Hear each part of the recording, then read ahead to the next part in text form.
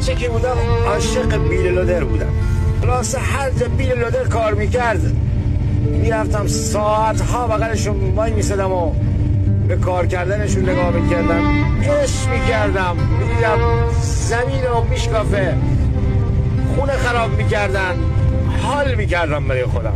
تا یه روزگاری بغل خونمون یه بیل مکانیکی داشت کار میکرد و خلاصه رفتم پهلوش، کلاس پنجم بودم. گفتم دوست دارم من 5 دقیقه بشینم رو صندلی دستگاه، تنها آرزوه. گفت چطور؟ گفتم به خاطری که وقتی میبینم زور دارن، قدرت دارن، خراب میکنن، عشق میکنم. خلاصه گفت برو بشی باشش. رفتم نشست 5 دقیقه، در حد 5 دقیقه خاموشم بود. یه شوق و ذوقی داشتم.